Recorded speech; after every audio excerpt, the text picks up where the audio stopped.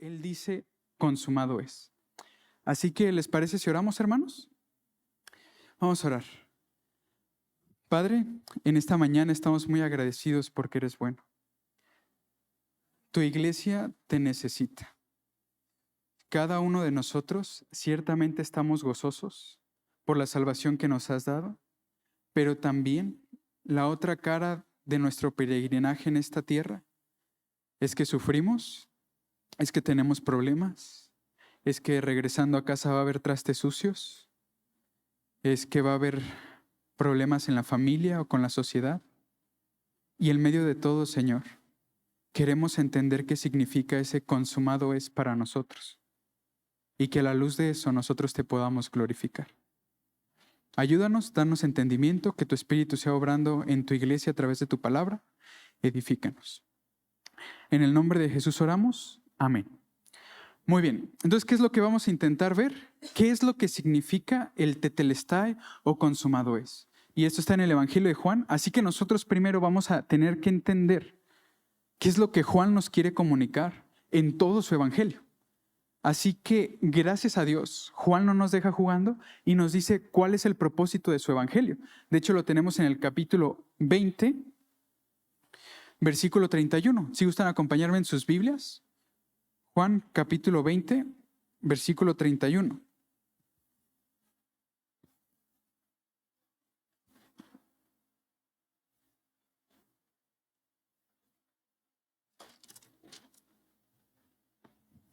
Juan 20, 31. ¿Lo tenemos? La palabra de Dios, todos juntos, hermanos. La palabra de Dios dice en Juan 20, 31, pero estas se han escrito para que creáis. ¿Para qué, hermanos, se han escrito? Para que creáis que Jesús es el Cristo, el Hijo de Dios, y para que creyendo tengáis ¿qué, hermanos? Vida. Esta palabra, hermanos, va a ser muy importante. Ahorita lo vamos a ver, pero no lo pierda de vista. Esta palabra vida, en el griego hay dos palabras para vida. Bios, que es la vida natural, de ahí viene nuestra palabra para biología. Y no, a esa vida no se refiere aquí. Cuando dice vida eterna no es algo como la fuente de la eterna juventud ni nada de eso. No. El término vida aquí es zoe y habla no en términos cuantitativos de cuántos años voy a vivir, sino en términos cualitativos. ¿Qué calidad de vida voy a tener? Y en este sentido, la vida que se nos ofrece en Cristo es una vida en glorificación. A esto se refiere, para que tengan vida eterna. No es de aquí a los 1000 años, sino de aquí en una experiencia de glorificación eterna. ¿Estamos de acuerdo? Muy bien, este es el propósito. Juan nos dice, yo he escrito estos 21 capítulos, son 21 capítulos, para que ustedes entiendan que cuando crean en Jesús van a tener vida. Pero aquí no nos ha demostrado nada Juan. Así que quisiera explicarles más o menos. Ahorita estamos en la parte del contexto, si podemos avanzar en las diapositivas. Quisiera explicar cómo Juan elaboró su evangelio. Juan empieza con un prólogo en el capítulo 1, y ahorita lo vamos a leer, pero no vamos para allá. Después del prólogo en el capítulo 1 va a empezar el ministerio de Jesús. ¿Se acuerdan, hermanos, del discipulado? ¿Cómo empieza Jesús? Llamando a sus discípulos. ¿Nos acordamos? Eso va a ser capítulo 2 hasta el capítulo 10. ¿Sí me van siguiendo? Todavía no los he dormido. Bien. Ahora, va a haber algo muy importante. Entre el ministerio público de Jesús, de los capítulos 2 al 10, y los últimos días de Jesús, que son los capítulos 13 al 20, que es donde vamos a estar enfocándonos, hay una historia que sirve como conectivo entre esas dos partes. ¿Saben cuál es? La muerte y la resurrección de Lázaro. Esa es la última señal pública que Jesús hace. Y desde ahí, Juan, en vez de enfocarse en el ministerio público de Jesús, porque ojo, se enfocó capítulo 2 al capítulo 10 en todo su ministerio público, le dedica 9 capítulos. Pero a sus últimos 3 días en la tierra, Juan le dedica 8 capítulos, del 13 al 20. Entonces va a ser muy específico Juan. Y lo que nos da pauta de entrar al ministerio público, a los últimos días de Jesús, es la muerte y la resurrección de Lázaro. Es la última señal pública que Jesucristo da. Y ahora es cuando entramos en los últimos días. Y así va a terminar este evangelio. Capítulo 20, tenemos su juicio, su muerte. Capítulo 21, su resurrección. Y termina el evangelio de Juan con un epílogo. Hasta aquí. ¿Todo claro, hermanos? Muy bien. Acuérdense, ¿cuál es el propósito de Juan? Que nosotros, ¿qué? Creamos. Y que cuando creamos tengamos, ¿qué? Vida. Ahora, ¿dónde se encuentra esa vida? Juan capítulo 1. Vamos, hermanos. Aquí nada más estamos en el contexto, hermanos. Nos estamos armando de las herramientas que necesitamos para poder entender lo que ese consumado es del capítulo 19 significa. ¿Estamos de acuerdo? Así que no se preocupen. Yo creo que del 1 al 20 sí llegamos el domingo de resurrección. No tienen nada que hacer, ¿verdad? Muy bien. Vamos a leer todos juntos. ¿Les parece? Amén. Juan capítulo 1, versículo 1. Dice la palabra de Dios: en el principio era el Verbo, y el Verbo era con Dios, y el Verbo era Dios. Hasta aquí. Acuérdense, Juan así está abriendo su evangelio. Y ya leímos el capítulo 20. Su propósito es que nosotros creamos para que tengamos vida. Y aquí empieza con unas extrañas palabras. En el principio. ¿Qué nos recuerda esto, hermanos? Que desde ahí está pensando. Juan está trayendo todo eso desde el Génesis. Y ahorita lo vamos a ver por qué. No tenemos mucho tiempo para entrar ahí. Pero en el principio era el Verbo. Y el Verbo era con Dios. Esta es una frase en griego, hermanos, que es pros, ton, teon. ¿La repetimos juntos? Pros, ton, teon. Pros, delante de. Ton, a él. Teon, Dios. Delante del Dios. ¿Qué significa esta frase? No sé, aquí lo que Juan está diciendo cuando y el Verbo era con Dios, está uno haciendo distinción de personas. Tenemos al Verbo, ¿sí o no? Y tenemos a Dios, ¿sí o no? ¿Cómo los pone Juan? ¿Qué nos está diciendo el prostonteón? Delante de, cara a cara. ¿Cómo podemos ilustrarlo, hermanos? Esposos, no lo hagan, pero si quieren hacerlo está bien, yo no los juzgo. Lo más incómodo de hacer muchas veces es sostener la mirada a alguien cuando está muy cerca, ¿sí o no? La idea es, imagínense esposos que ustedes están tocando su frente con su cónyuge, están tocando frente y se están viendo directamente a los ojos. ¿Cómo se sentirían, hermanos? Espacio personal, ¿no? Bueno, no sé cómo se llevan con sus esposos, pero es esta idea de proximidad, de intimidad. El prostonteón es un cara a cara.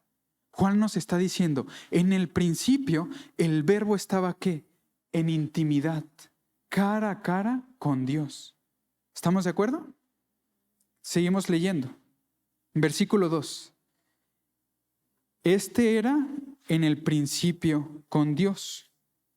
Me salté un poquito. Otra vez, perdón. Otra vez leemos el versículo 1.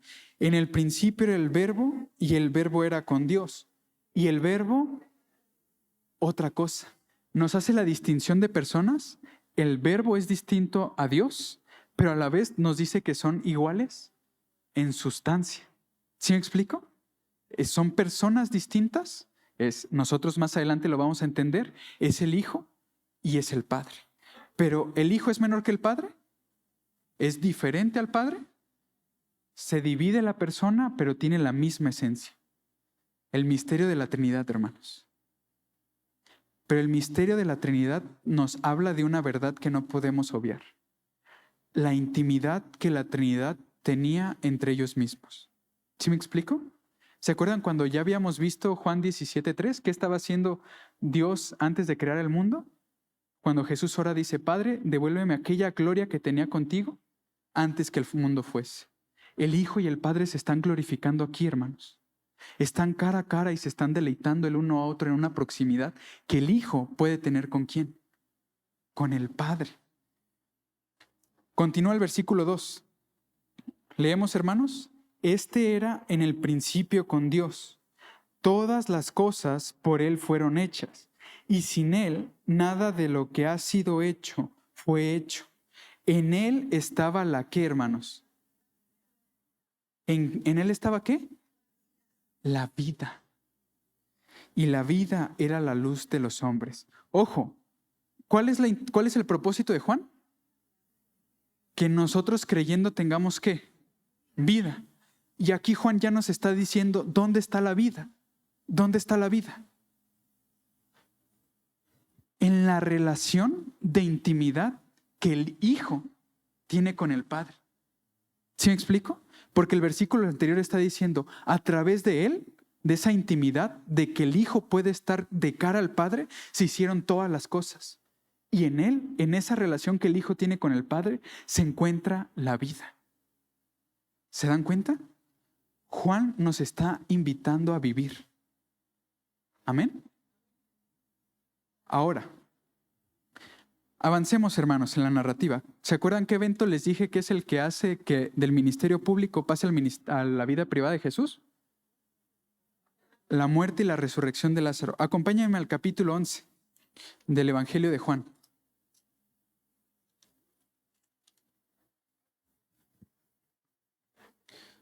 Juan capítulo 11, versículo 25. Amén. Muy bien. Hermanos, ¿cuál es el propósito del Evangelio? Que creyendo tengamos esa vida donde se encuentra, en Jesús. Y ahora, noten esto. Juan capítulo 11, versículo 25. Le dijo Jesús, yo soy la resurrección y la vida. El que cree en mí, aunque esté muerto, vivirá. ¿Qué idea está juntando todo el Evangelio de Juan, hermanos? Una vida eterna, una vida de glorificación. ¿Sí nos damos cuenta? Es el propósito de Juan, que nosotros tengamos ¿qué, hermanos? Vida. Y esa vida es en intimidad con el Hijo y con el Padre a través del Espíritu Santo. ¿Estamos de acuerdo? ¿Sí? Muy bien. Ahora, va a ser bastante interesante, porque ¿qué leímos en el versículo 25? Le dijo Jesús, yo soy. Ese yo soy, hermanos, ¿dónde lo hemos escuchado? En Éxodo capítulo 3, ¿se acuerdan? ¿Cuál es el nombre de Dios? Yo soy. ¿Qué está diciendo Jesús con esta declaración? ¿Yo soy quién? Yo soy Dios. ¿Ese Dios de Éxodo que se le reveló a Moisés? Yo soy. Y es una peculiaridad también del Evangelio de Juan. Él nos va encaminando. ¿Se acuerdan, hermanos, los que ya han pasado por el discipulado, que en una de las sesiones veíamos los títulos de Jesús? ¿Se acuerdan? ¿Saben cuántos títulos hay en el capítulo 1? 7 títulos. ¿Saben cuántas señales hay? ¿Se acuerdan de la boda de Caná? La resurrección de Lázaro, la resurrección de la hija de Jairo, creo que es. ¿Saben cuántas señales hay en el Evangelio? 7. ¿Sabes cuántas veces Jesús dice yo soy en el Evangelio de Juan, perdón? 7 veces. Entonces, ¿qué estamos viendo? Juan nos está diciendo 7 veces. El 7 para el judío, ¿saben qué significaba, hermanos? Completo.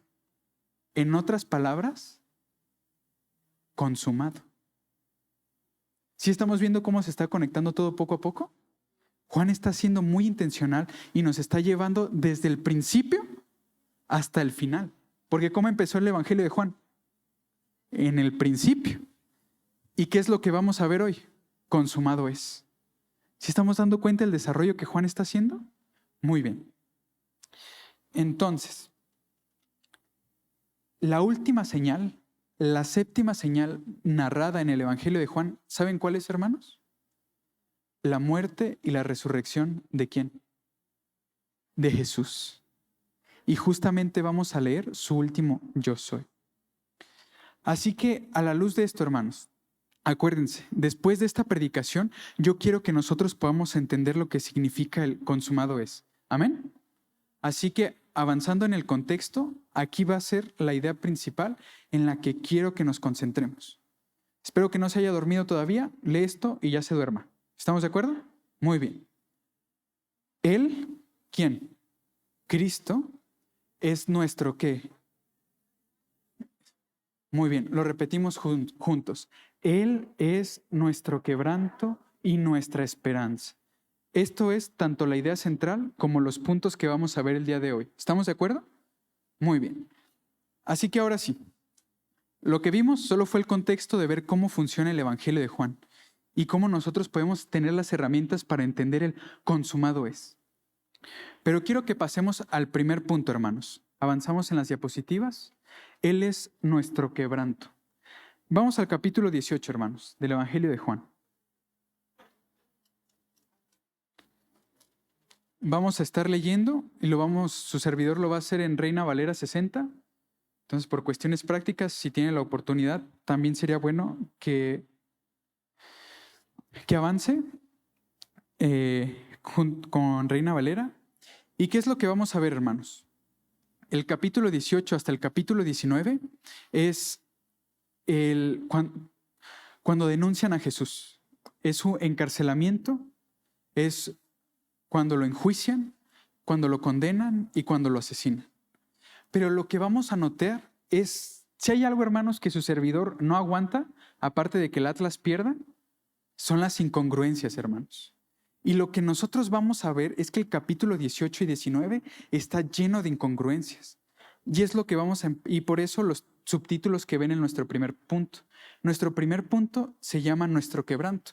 Y lo que vemos, por ejemplo, en primer lugar, ¿qué es, hermanos? Una deuda ¿qué? Impagable. Después, un poder impotente. Una religión, espero que note la sátira ahí. Y el último, un juicio. Es lo que vamos a estar viendo. ¿Qué es lo que su servidor va a hacer, hermanos?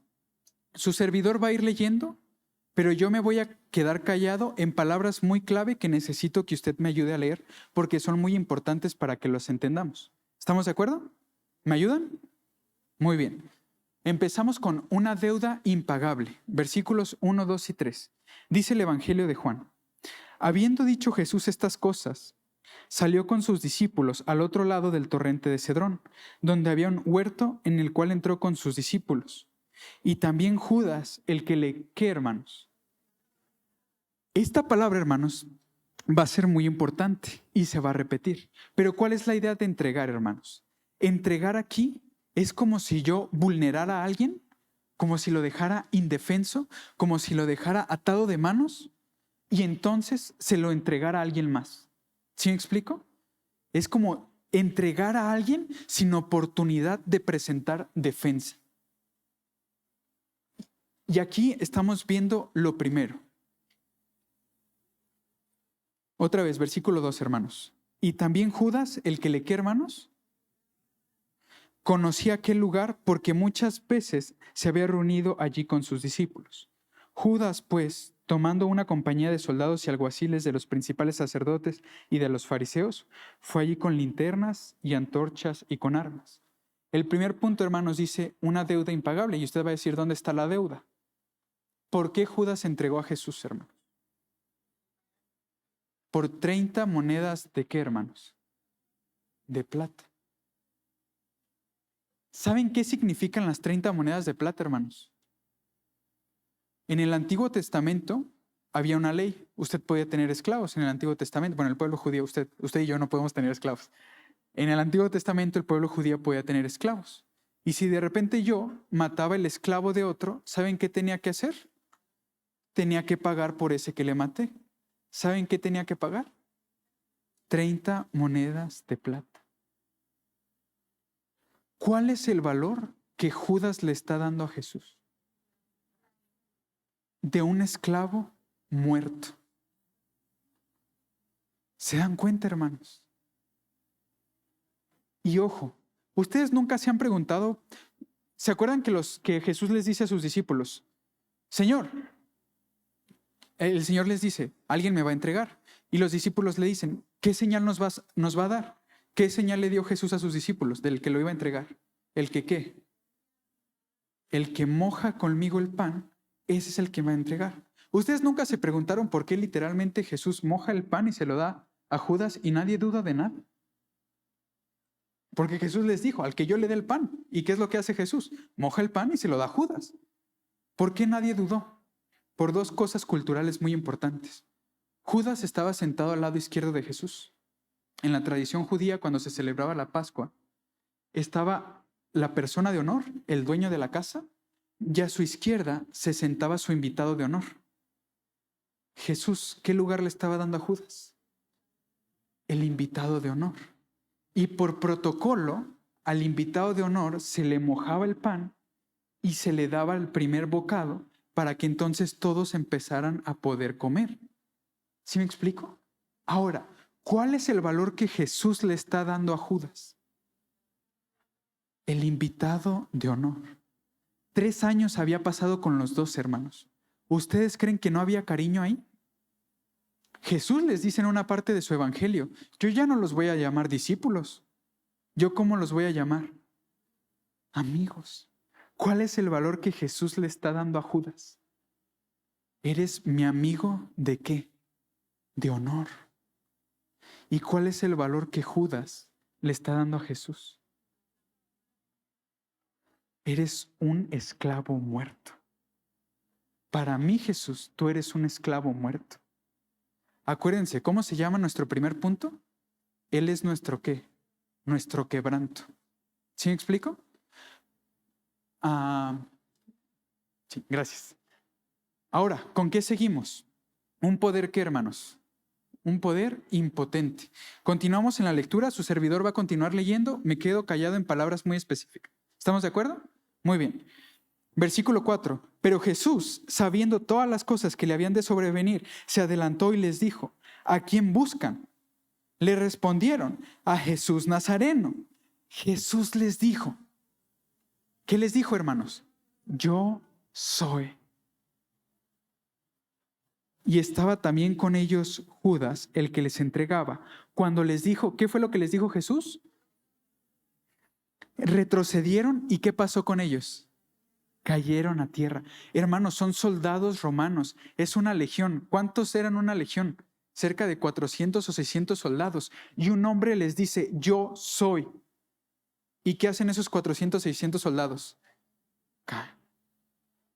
Estamos ante ¿qué? Un poder ¿qué, hermanos? Impotente. ¿Se dan cuenta? Y este es el séptimo yo soy de todo el Evangelio de Juan. Aquí Jesús está a punto de ser entregado. El Evangelio nos acaba de decir, Él sabe que son todas las cosas. Imagínense, hermanos, nada más nos toca la copela a la casa y cómo nos ponemos nosotros. Temblamos. Aquí son 400, 600 soldados y ¿cómo está Jesús? ¿Por quién vienes? Por Jesús. Yo soy. ¿Quién está en poder ahí realmente? Jesús. Y ya ahí va a venir un cabezón. Seguimos leyendo, hermanos. Versículo 7. Volvió pues a preguntarles, ¿a quién buscan?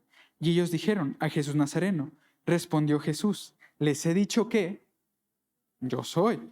Pues si me buscan a mí, dejen ir a estos, para que se cumpliera aquello que había dicho. De los que me diste, no perdiste ninguno. Entonces Simón Pedro, que tenía una espada, la desenvainó, e hirió al siervo del sumo sacerdote y le cortó la oreja derecha. Mala puntería de Pedro. Y el siervo se llamaba Malco. Jesús entonces dijo a Pedro, mete tu espada en la vaina. La copa que el Padre me ha dado, ¿no la he de beber? Hermanos, quiero que se puedan imaginar, o sea, es un huerto, es de noche, está oscuro, y Juan es muy intencional cuando usa esta parte de la luz y las tinieblas. Que sea de noche es una figura ilustrativa de que quién está en poder en ese momento. Las tinieblas, el pecado, es de noche. Pero Jesús está ¿en qué, hermanos? En poder, en control. Y Pedro nada más, mi Pedrito hermoso, ¿eh? Pedro ahí, Jesús le está diciendo, yo soy, con su puro yo soy, tiró a 600 y Pedro va y saca un palo para andar cortando orejas. No, Pedro, no va por ahí. Entiende cuál es la intención del Padre. La intención del Padre es que Jesús sea ¿qué? Quebrantado, porque Él es nuestro ¿qué, hermanos? Nuestro quebranto. Jesús lo entiende, pero Pedro no lo entiende. Pero parte del propósito redentor es que Jesús sea quebrantado. ¿Amén? ¿Seguros? La intención del Padre es que su Hijo sea quebrantado. ¿Amén? Sí. Vamos a continuar. nos saltamos un poquito hasta el versículo 25. Juan capítulo 18, versículo 25. Sigo leyendo yo, me quedo callado y ustedes me ayudan con unas palabritas. ¿Estamos de acuerdo? Pero ya pasamos, a una religión impecable. Perdón, hermanos, estoy emocionado y me adelanté. Vamos con una religión impecable. Versículos 12 en adelante. Entonces la compañía de soldados, el tribuno y los alguaciles de los judíos prendieron a Jesús y le ataron y le llevaron primeramente a Anás, porque era suegro de Caifás, que era sumo sacerdote aquel año. Era Caifás el que había dado el consejo a los judíos de que convenía que un solo hombre muriese por el pueblo. Y seguían a Jesús Simón Pedro y otro discípulo, y este discípulo era conocido del sumo sacerdote, y entró con Jesús al patio del sumo sacerdote. Mas Pedro estaba fuera a la puerta. Salió pues el discípulo, que era conocido del sumo sacerdote, y habló a la portera, e hizo entrar a Pedro. Entonces la criada portera dijo a Pedro: ¿No eres tú también de los discípulos de este hombre? Dijo él: No lo soy. Cuando Jesús va y le preguntan: ¿Quién es Jesús? ¿Qué dice Jesús? Yo soy. Cuando le preguntan a Pedro: ¿Tú eres de ellos? ¿Qué dice Pedro? No lo soy. Pero antes, yo les dije que este capítulo está lleno de intransigencias, ¿sí o no? ¿Cuántos testigos tenía que haber, hermanos, para acusar a un hombre judío? ¿2 o 3? ¿Cuántas personas están acompañando a Jesús? Ninguna. Se tenía que acusar en el templo. ¿A dónde llevaron a Jesús? A la casa del sumo sacerdote. Quien tenía que dictar la sentencia era el sumo sacerdote. ¿Quién fue el que dio el consejo? El suegro del sumo sacerdote. A lo que voy es, hay una institución religiosa en ese momento que se llama el judaísmo, ¿sí o no? Y era la religión del Dios verdadero, ¿sí o no? Pero esta religión, ¿está siendo honesta? Hermanos, nosotros como cristianos, ¿creemos que la religión salva? ¿Aún la religión cristiana no salva? No, hermanos, la religión no salva. ¿Qué está haciendo aquí la religión con nuestro Jesús? Siendo un epítome de la corrupción, de decir: no me importa qué trancas me tengo que saltar, este hombre tiene que morir. ¿Desde cuándo querían matar a Jesús? Desde que resucitó a Lázaro. Desde que resucita a Lázaro, los judíos se dan cuenta que él tiene el poder de Dios, y la religión dice: no podemos dejar que se nos vaya con este, tenemos que matar. Hermanos, qué hambre de poder tan enferma llegan a tener las instituciones, sean religiones, sean religiosas o sean políticas. Y de hecho es lo siguiente que vamos a ver: un juicio injusto. Saltamos al versículo 28. Juan capítulo 18, versículo 28. Llevaron a Jesús de casa de Caifás al pretorio. ¿Era de qué, hermanos? O sea que se aventaron toda la noche con Jesús, ¿sí o no, hermanos? Muy bien. Y ellos no entraron en el pretorio para no contaminarse y así poder comer la Pascua. Ojo, sí podían matar a Jesús, pero no podían contaminarse para comer la Pascua. Porque no, ¿cómo? Pero note, ¿qué es el pretorio, hermanos? Donde venden petróleo, no, hermanos, es la gasolinera. El pretorio era el lugar de juicio romano. Era el lugar donde Poncio y Pilato vivía y dictaba justicia. Y en el pretorio lo que hacían los rectores era que representaban al César. ¿Quién era el imperio mundial de ese tiempo, hermanos? Roma. ¿Y quién era el dirigente del imperio? El César. Lo que vamos a ver, hermanos, aquí en adelante, cuando dice que Jesús es llevado al pretorio, Jesús es llevado al pretorio para ser ¿qué, hermanos? ¿Felicitado? Juzgado. Hermanos, ¿quién es Jesús? Es Dios. En pocas palabras, ¿qué está haciendo el mundo? El mundo está a punto de juzgar ¿a quién? A Dios.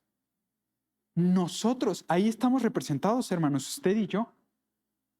Usted y yo somos ese pretorio. Poncio y Pilato somos usted y yo. El pueblo judío somos usted y yo. Y nosotros estamos sentando a Jesús en la silla ¿de qué? De los acusados. Nosotros nos vamos a atrever a juzgar a Dios. ¿Sí me explico? Y quiero que noten esto. Otra vez, versículo 28. Llevaron a Jesús de casa de Caifás al pretorio. Era de mañana y ellos no entraron al pretorio. Quiero que piensen esto. Poncio Pilato, Jesús, pretorio. ¿Sí? Judíos. Los judíos se quedan afuera, el pretorio está aquí. ¿Estamos de acuerdo? Lo que vamos a ver es que Poncio Pilato de repente va a salir y va a entrar. Va a salir y va a entrar. ¿Estamos de acuerdo? Eso es muy importante. Versículo 29. Entonces, ¿qué hizo Pilato? Salió. Porque los judíos, ¿qué no querían hacerse? Contaminarse. No. ¿Cómo vamos a faltar a la ley? Entonces sale Pilato para a ellos. Entonces salió Pilato a ellos y les dijo, ¿qué acusación traen contra este hombre? Respondieron y le dijeron, si este no fuera malhechor, no le habríamos, ¿qué, hermanos? ¿Dónde habíamos visto esa palabra? ¿Qué hizo Judas? Entregó. Ojo, Pilato les está preguntando, ¿qué hizo este hombre? Y los judíos, ¿qué le dijeron? No, es malo. Ni preguntes, muy malo. Muy malo, no preguntes. Pero continúa, versículo 31. Entonces le dijo a Pilato, tómenle ustedes y júzguenle según su ley. Pues si ellos ya saben que es culpable, pues júzguenle ustedes. Y los judíos le dijeron, a nosotros no nos está permitido dar muerte a nadie. Menos mal, ¿no? Gracias a Dios, si no, imagínense. Seguimos, versículo 32. Para que se cumpliese la palabra que Jesús había dicho, dando a entender de qué muerte iba a morir. Entonces Pilato volvió ¿a qué, hermanos? A entrar. Salió del pretorio, va y le dice a los judíos le dicen, no, papito. Y entonces, ¿qué hace Pilato? Regresa. Entonces Pilato volvió a entrar en el pretorio y llamó a Jesús y le dijo, ¿eres tú el rey? Aquí, hermanos, acuérdense, ¿a quién representa Poncio y Pilato? Al César, al rey. ¿Y qué le pregunta Poncio y Pilato a Jesús? ¿Eres tú el rey de los judíos? Versículo 34. Jesús le respondió, ¿dices tú esto por ti mismo o te lo han dicho otros de mí? Pilato le respondió, ¿soy yo acaso judío? Tu nación y los principales sacerdotes te han ¿qué? Entregado. ¿Quién fue el primero en entregar a Jesús? Judas. ¿Quién fue el segundo en entregar a Jesús? Su propio pueblo, hermanos. ¿No dice el Evangelio de Juan? A lo suyo vino y los suyos no lo recibieron. Continúa diciendo, versículo 36, respondió Jesús, ¿mi qué? No es de este mundo. Si mi, ¿qué, hermanos? Fuera de este mundo, mis servidores pelearían para que yo no fuera, ¿qué? Entregado a los judíos. Pero mi, ¿qué? Mi reino no es de aquí. Le dijo entonces Pilato, luego, ¿eres tú qué? El rey le está preguntando al rey, ¿será que tú eres rey? Respondió Jesús, tú dices que yo soy ¿qué? Rey. Hermanos, quiero que noten esto. ¿Cómo está Jesús en ese momento en el pretorio? Lo acaban de acusar, está todo desvelado, está atado, está entregado. Nosotros lo podíamos ver como humillado y está delante del representante del rey. Pero ¿quién realmente está en control, hermanos? ¿Quién es el que está haciendo las preguntas? Poncio y Pilato está queriendo saber qué onda con él. El rey. Pero ahí vemos que realmente solo hay un rey. ¿Sí me explico? Jesús le acaba de decir, tú dices que yo soy rey. Jesús le está diciendo a Poncio y Pilato, tú sabes que yo sí soy rey. ¿Sí me explico? Miren, vamos a seguir leyendo. Yo para esto he nacido y para esto he venido al mundo, para dar testimonio a la verdad. Todo el que es de la verdad oye mi voz. Le dijo Pilato, ¿qué es la verdad? Y cuando hubo dicho esto, ¿qué hizo Pilato? Salió. Hermanos, ¿cómo está Pilato? Entra y sale, entra y sale. ¿Esto qué nos denuncia, hermanos? Que Pilato no tiene ningún poder. ¿Quiere quedar bien con quién? Con los judíos. Pero va y interroga a Jesús. ¿Y qué dice? No encuentro nada para acusarte. Entonces, ¿Pilato realmente está teniendo algún poder? No. Pero Jesús sabe que Él es ¿quién? El Rey. ¿Sí nos damos cuenta, hermanos, de este cuadro? Jesús es ¿qué, hermanos? Rey. Por eso estamos viendo un juicio injusto. Versículo 39.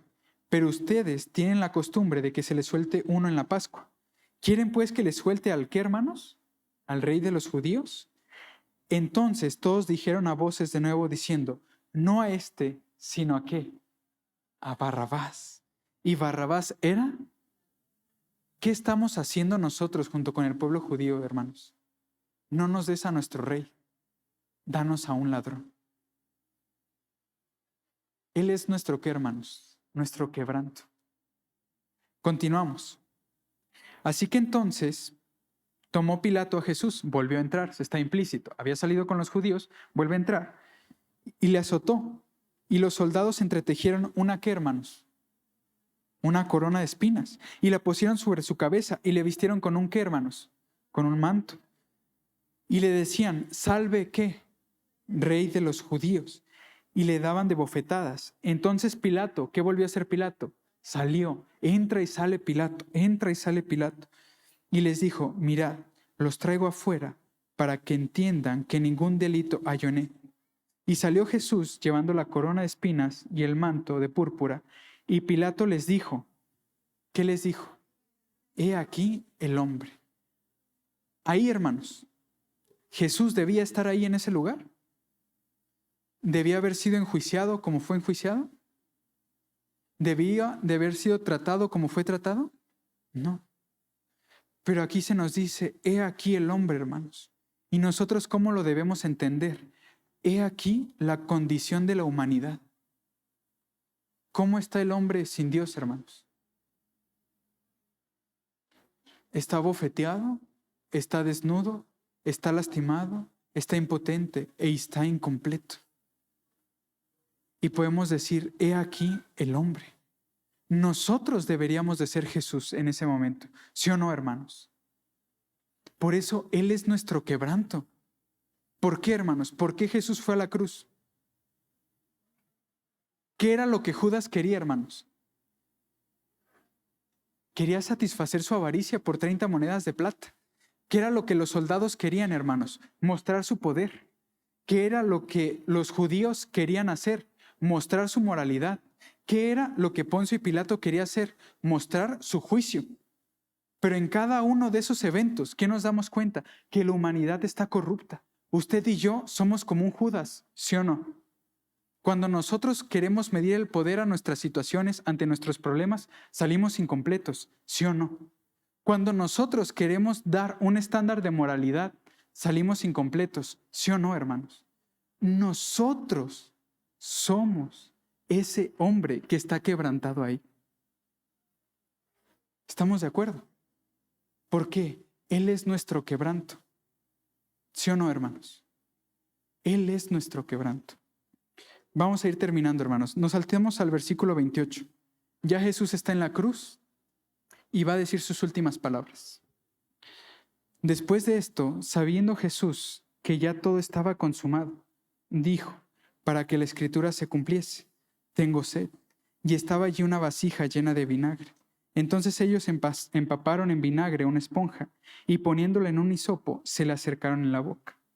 Cuando Jesús hubo tomado el vinagre, dijo, consumado es. Y habiendo inclinado la cabeza, ¿qué hizo, hermanos? Entregó el Espíritu. Cuando empezamos a leer en el capítulo 18, ¿quién fue el primero que entregó a Jesús? Judas. Después, ¿quién entregó a Jesús? El pueblo judío. Después, ¿quién entregó a Jesús? Los soldados romanos. Después, ¿quién entregó a Jesús? Pilato, Poncio y Pilato. Pero ahora, hasta que Jesús sabe que todo es consumado, ¿Jesús qué hace? Él entrega su espíritu. Él rinde su espíritu. Y era la voluntad de quién que Él fuera quebrantado. La voluntad del Padre. Acuérdense, Él es nuestro quebranto y ¿qué? Y nuestra esperanza. Cuando Jesús entiende que ya todo es consumado, Él entonces da su espíritu para nosotros poder volver a tener una entrada al Padre. Dice, consumado es. Este tetelestai, hermanos, ¿saben en qué contexto se usaban? Por ejemplo, una vez más, yo creo que le debo a la Cooper, hermano. No le debo, pero lo traigo mucho al caso. Cuando yo tenía una deuda y consumaba mi deuda, yo llegaba con el que le debía y le decía, tetelestai. O sea, la deuda está pagada.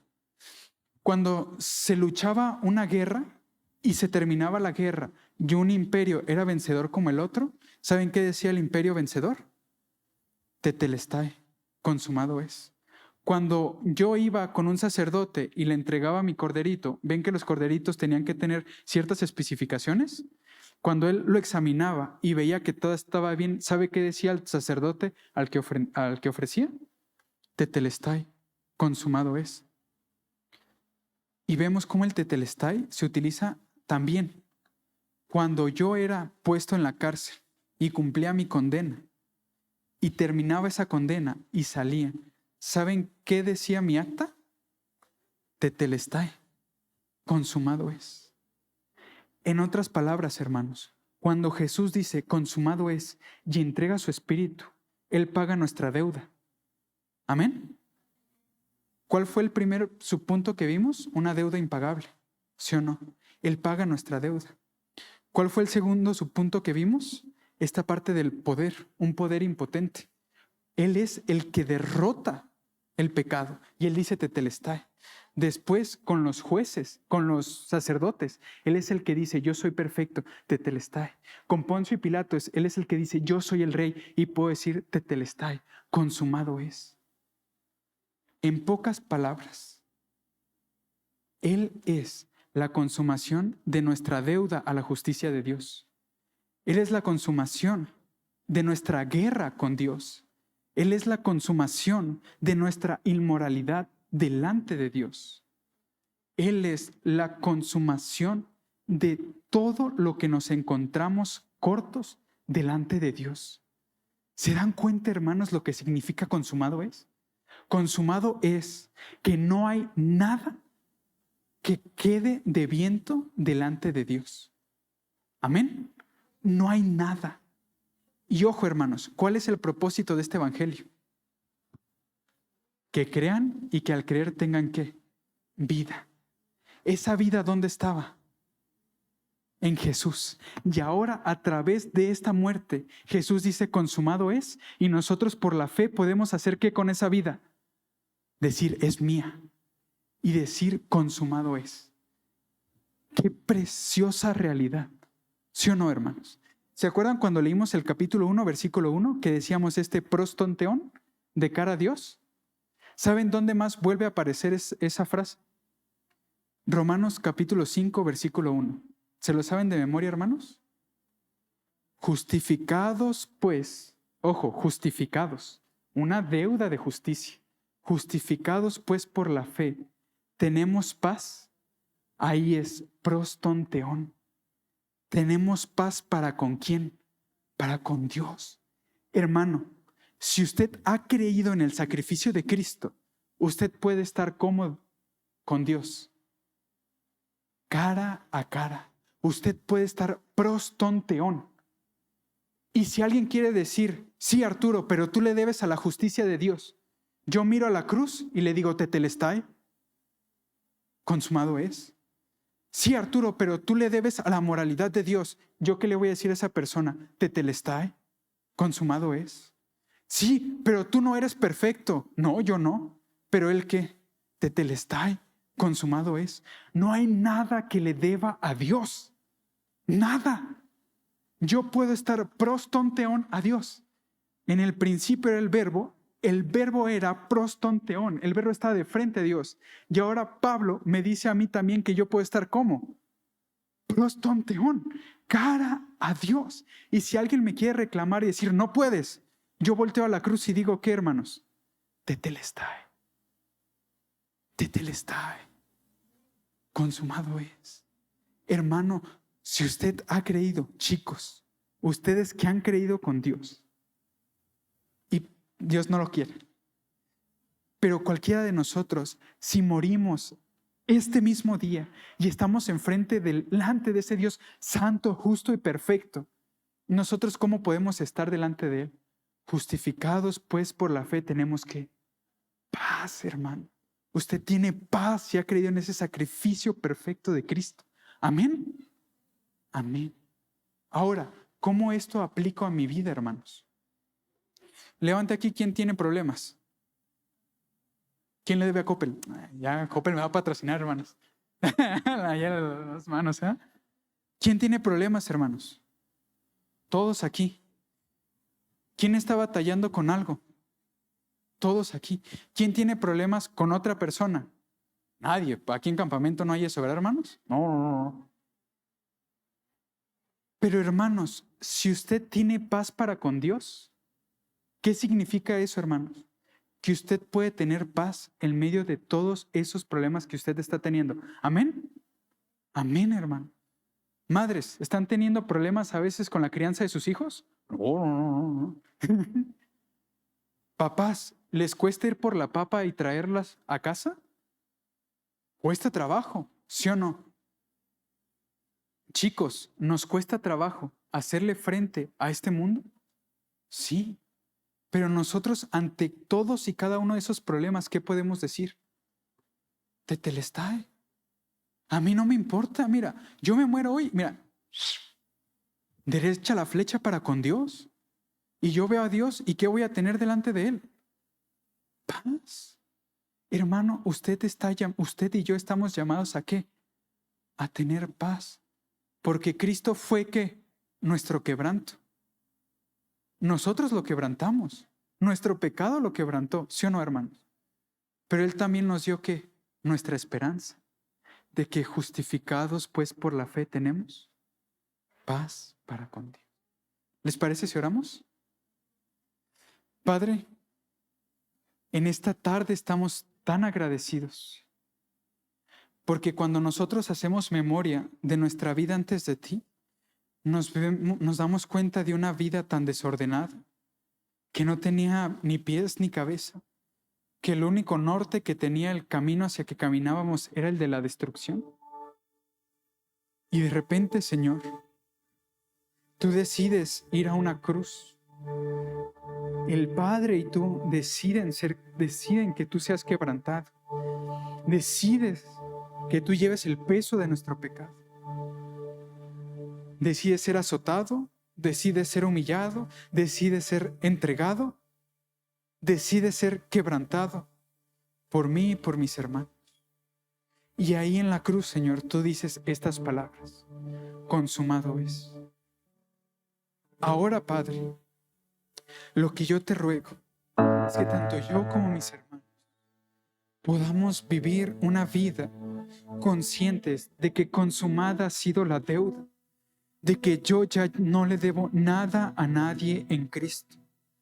Porque ya sea el día que yo muera o el día que tú vengas, y cuando yo esté proston teon a ti, cuando yo esté enfrente de ti, yo solo voy a tener paz. Porque en esa cruz tú dijiste, consumado es. Ayúdanos a tener un espíritu agradecido. Ayúdanos, Señor, a tener un espíritu satisfecho en ti. Gracias, Padre, por este tiempo. Gracias, Padre, porque tú consumaste toda nuestra deuda delante de ti. Y ahora somos tus hijos y tú eres nuestro Padre. Y no te debemos nada. Gracias, Padre, porque ahora lo único que tenemos contigo es paz. Bendito y alabado seas. En el nombre de Cristo Jesús. Amén.